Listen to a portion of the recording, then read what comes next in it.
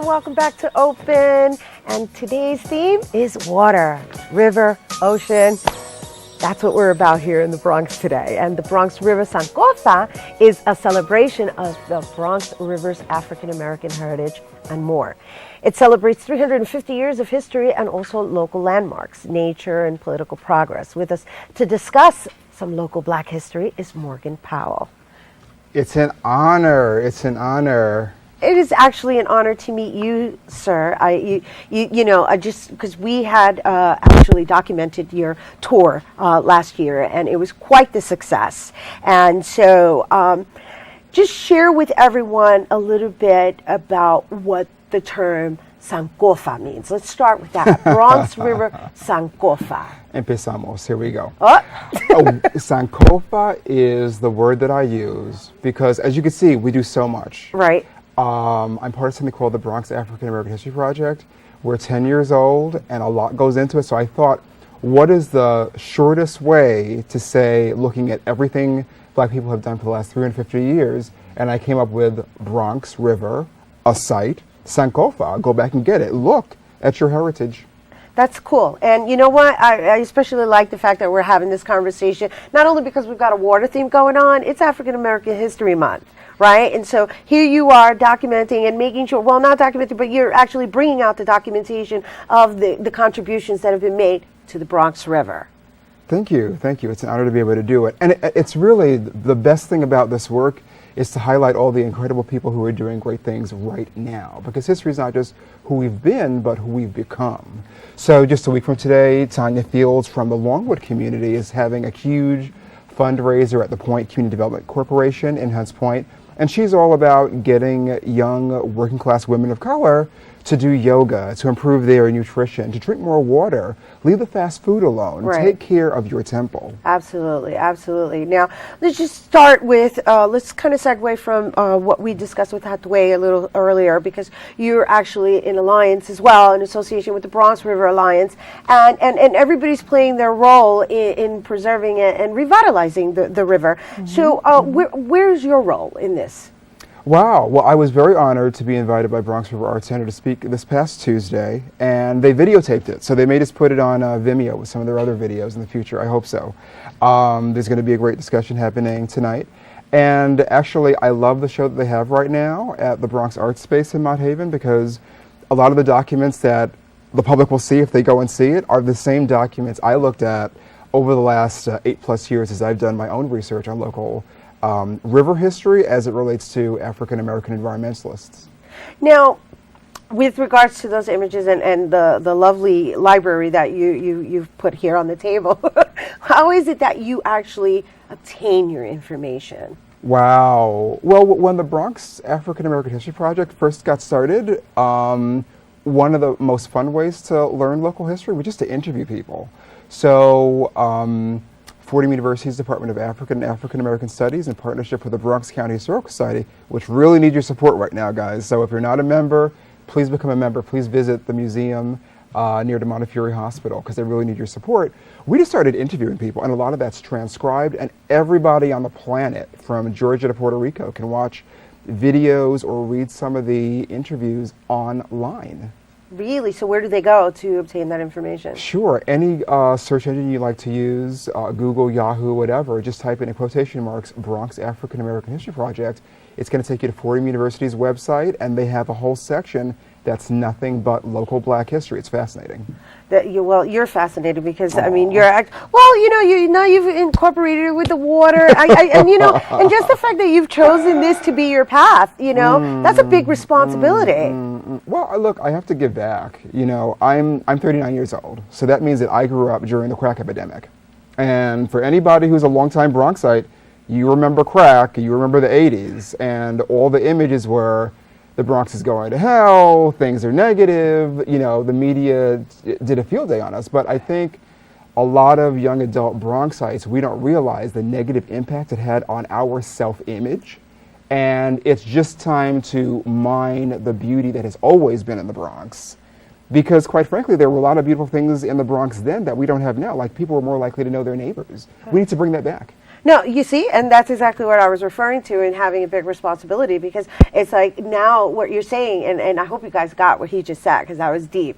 It's like, okay, here the media put these images in your upbringing, and so that's what you think you are or where you come from. And so here's the part that is missing, the part that you forgot to even look deeper into. And so here's someone actually providing that information so that you can get, actually create a better or a higher sense of self-esteem and just belonging and feeling proud and all the other good stuff that just allows a person to excel. Yeah. Like one of the golden moments of doing this research is meeting other people who are my age and younger in the Bronx who are doing incredible work in the environment and the arts. Right near St. Barnabas Hospital, there's a group of young Latinos who are doing the X Collective, phenomenal multimedia art. They're not even looking for grant money. They finance it on their own. They show it on their own. And so this is the Bronx speaking for itself, and we all need to support those efforts. Yes, absolutely, especially when, it's being done with the intent of just helping the next generation understand that, you know what?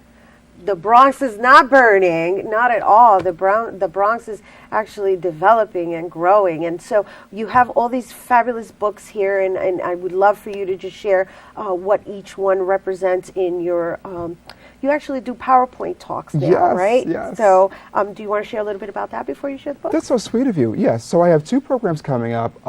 Saturday, February 23rd, next week Saturday, I'm going to be giving a very brief talk at the Bronx Speak Up. That's all about rehabilitating parks in the Bronx, and it's right here at Lehman College. But then I'm doing a whole free, so everybody's welcome to come. Money's not an issue. Come.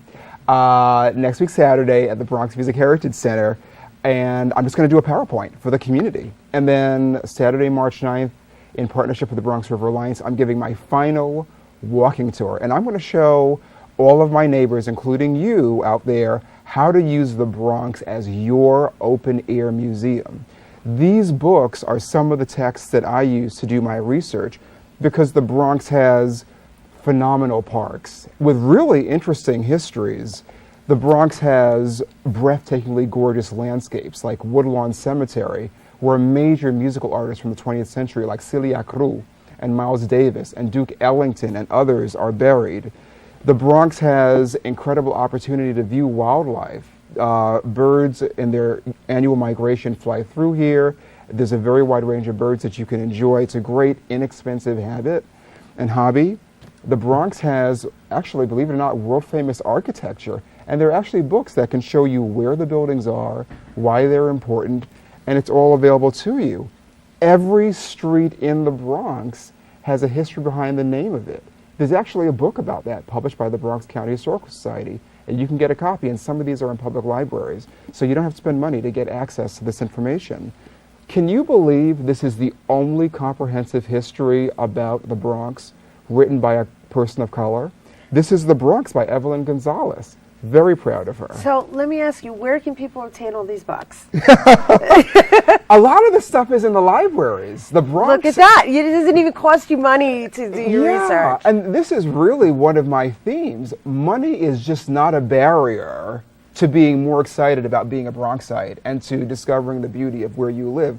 A lot of this is available. Lehman College Art Gallery has a whole part of their website focused on public art in the Bronx. These are beautiful stained glass murals, sculptures that you can see 24/7 without paying a penny. It's available to you. We love that. Now, just before we wrap up, I have to ask, because they're on the table, what are the maracas for? The maracas. So everybody knows what we do.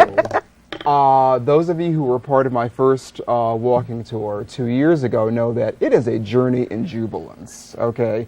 The Bronx actually is in the process of some things that are really unhappy, like defunding of public education and after-school programs, but we're going to come through this in a really beautiful way, because we're all going to recreate community in a way that we haven't done in 40 years. And the maracas are part of the the celebration. line, the celebration. We're gonna have our own Mardi Gras. Okay? I'm gonna kick it off. Okay. Yeah. You put maracas in my Yeah. presence. Like, Yeah. oh my goodness, Morgan. Yeah. You know we could stay here forever, but we can't, right? Because they're telling me our time is up. And you know what? I can sit here and just listen to you all day, which is awesome because obviously, we're actually inviting all of you to attend his PowerPoint discussion. And once again, if you could just share that information before we go, that would be great. I mean, you can bring your maracas and, tell them I said you could bring your maracas. Bring it, yeah. Please do come. Next week, Saturday, Bronx Music Heritage Center. If you're taking the trains, it's the Freeman Street Station on the 2 and 5.